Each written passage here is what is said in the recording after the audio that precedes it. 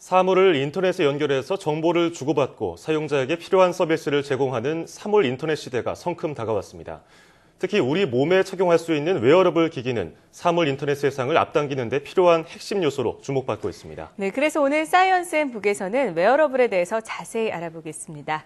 웨어러블 혁명의 저자 정재훈 연구원 나와주셨습니다. 안녕하세요. 네, 안녕하세요. 네, 이 사물 인터넷 세상의 핵심 모멘텀이라는 소제목이 사실 인상적인데요. 어떤 계기로 이 책을 집필하게 되신 겁니까? 네, 사물 인터넷이라는 흐름 안에서 많은 것들이 똑똑해지고 있는 추세인데요. 네. 그중에서 웨어러블만이 할 수 있는 재미있는 일들이 많은 것 같아 관심을 갖게 되었습니다. 우리 몸에 가까이 있는 옷, 패션 아이템의 센싱 기능, 컴퓨팅 파워가 추가되는 웨어러블은 생체의 신호 수집이나 사용자의 경험을 기록하는 등의 일들을 다른 어떤 사물보다 잘 해낼 수가 있습니다.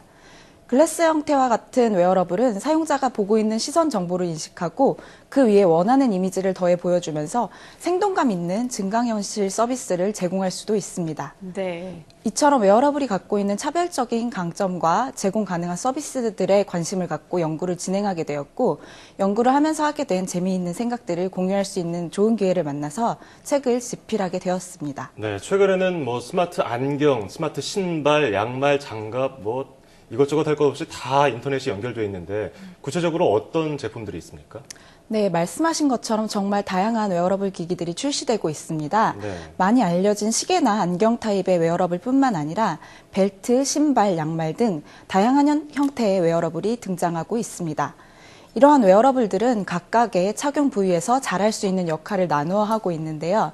예를 들어서 벨트의 경우에는 사람들의 자세를 인지해 올바르지 않은 자세로 앉아 있으면 자세를 고치도록 조언해 줍니다. 네. 양말은 발에 가해진 압력을 측정해서 관절 등에 무리가 가지 않도록 걷거나 뛰는 자세를 교정하도록 조언해 줄 수도 있습니다. 나아가서 이렇게 신체 외부에 착용하는 웨어러블뿐만 아니라 스마트 컨택트 렌즈, 스마트 알약 등 신체 내부까지 접근할 수 있는 형태까지도 논의가 진행되고 있습니다. 네, 스마트 컨택트 렌즈, 스마트 알약 정말 관심이 모아질 것 같은데 저도 많이 궁금한데요. 이렇게 스마트한 제품에 대해서 소비자들의 반응은 어떻습니까? 네, 소비자들 역시 이런 다양한 웨어러블 기기들과 이들 기기들로 인해 가능해지는 서비스들에 많이 기대하면서 신기해하고 있습니다. 네. 하지만 이러한 웨어러블이 다양한 소비자에게 확산되기까지는 조금 시간이 걸릴 것으로 보입니다. 네. 먼저 시장에서 가장 주목을 받고 있는 안경 형태의 웨어러블의 경우에는 아직 착용한 모습이 그렇게 자연스러워 보이지 않는 것이 사실입니다. 그리고 시계 형태의 웨어러블의 경우에는 크기나 디자인 측면에서 여성 소비자가 착용하기에는 다소 부담스러운 네, 상태이고요. 그렇게 부럽진 않더라고요. 네, 차고 아직까지는 있는 좀 모습이. 여성분들이 착용하기에는 굉장히 좀 부담스러운 형태입니다. 네. 근데 하지만 기술이 발전이 되면서 많은 부분 개선이 이루어질 것이라고 보이고요. 그렇겠죠. 네, 다른 상당수의 웨어러블도 디자인이나 착용감 측면에서 아직 대중성을 확보하지는 못한 것으로 보입니다.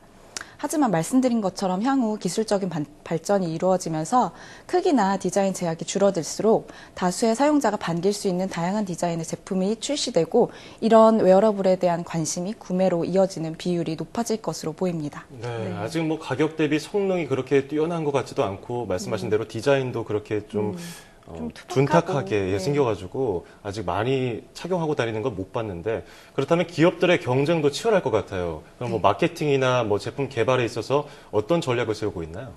네, 현재까지는 거대 IT 기업과 스타트업, 중소기업 진영이 다소 다른 시장 접근 방식을 보이고 있습니다. 네. 거대 IT 기업의 경우에는 자신들의 기술적 역량을 활용해서 다양한 기능들을 웨어러블에 담아내고 있습니다. 이런 기능이 많이 들어간 만큼 크기, 두께, 디자인 측면에서 제약이 있지만 디자인을 개선하려는 노력도 멈추지 않고 있습니다.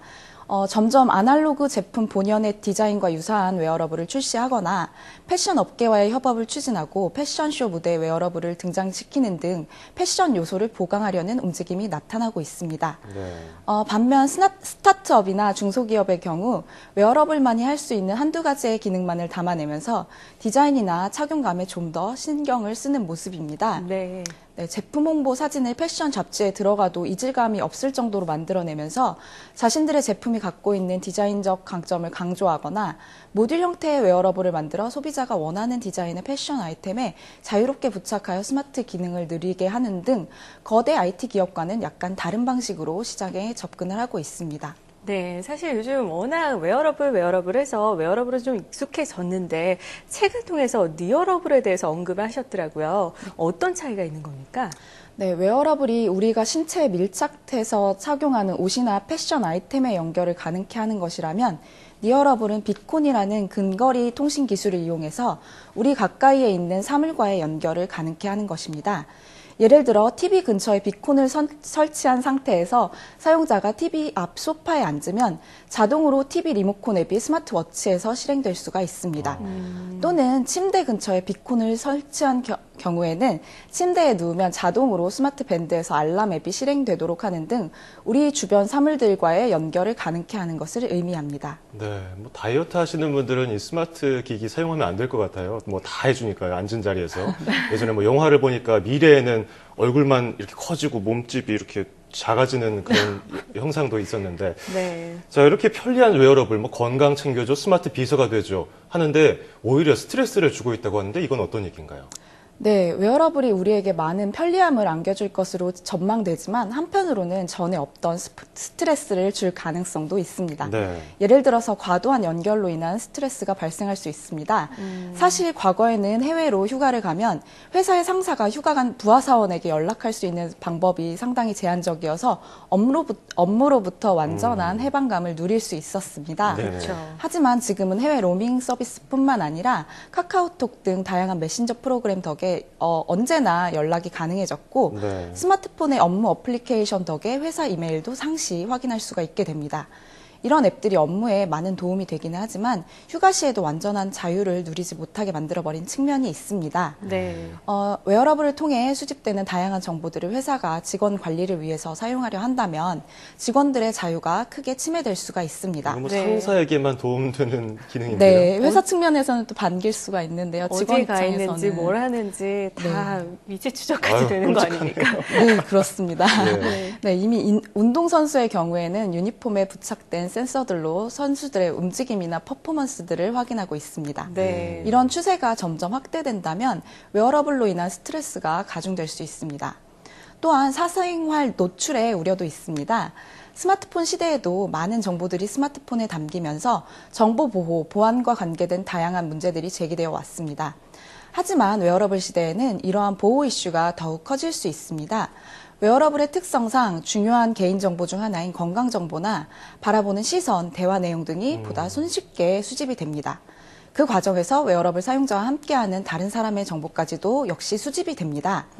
이처럼 나와 남의 민감한 정보들이 해킹이 된다면 작게는 다양한 스팸에 시달릴 수가 있고 크게는 더욱 심각한 사생활 침해 문제나 안전 문제가 발생할 수도 있습니다. 네, 편리한 것도 좋지만 좀 깨름직한 부분도 없지 않아 있는데요. 그렇다면 미래의 웨어러블, 우리에게 어떤 영향을 줄까요? 네, 이런 부정적인 측면이 있지만 여러 분야에서 많은 기여를 할 수 있을 것이라고 보입니다. 우선 가까운 미래에는 헬스케어 및 의료 서비스의 개선에 상당 부분 기여할 것으로 보입니다. 네. 웨어러블을 통해 상시 수집되는 신체 정보는 사용자의 평소 생활 습관, 운동량, 신체 상태 등의 분석을 가능케 합니다. 수집되는 정보를 통해 의료진은 환자의 상태를 보다 구체적으로 파악할 수가 있고 더욱 적합한 개선 방향을 제시할 수도 있습니다. 안경과 같은 형태의 웨어러블은 사용자의 일상을 큰 노력 없이 기록할 수 있도록 도우며 사용자의 시선에서 바라본 장면을 그대로 다른 사람에게 전달할 수 있게 되면서 네. 가상 견학이나 가상 여행 등 경험의 공유를 통한 새로운 서비스가 가능해집니다. 초상권이 없어지겠는데요. 네, 그런 문제들은 좀 극복이 돼야 하는 문제 중에 네. 하나라고 생각이 됩니다. 그리고 얼굴 가까이에 위치하는 웨어러블을 통해 보다 정확한 음성 명령이 가능해지고 사용자의 움직임 자체를 입력 수단으로 사용할 수가 있게 됩니다.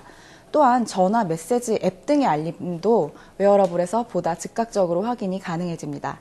나아가 음성, 심박수, 지문 등의 생체 정보 활용이 용이해지면서 다양한 ICT 디바이스나 서비스의 보안성이 크게 개선될 것으로 전망됩니다. 네, 뭐 이런 기술 발달로 뭐 응급 환자라든지 아니면 실종 어린이, 노인 같은 경우에는 도움이 됐으면 좋겠네요. 네. 자, 신기하고 이런 편리한 제품을 넘어서 웨어러블이 이제 일상이 되고 있다는 생각이 점점 듭니다. 하지만 기술이 발전하는 만큼 사생활 침해 등 보안 문제를 해결하고 디지털 스트레스를 해소하기 위한 방법에 대해서도 고민해봐야겠습니다. 지금까지 웨어러블 혁명의 저자 정재훈 연구원과 함께 이야기 나눠봤습니다. 고맙습니다.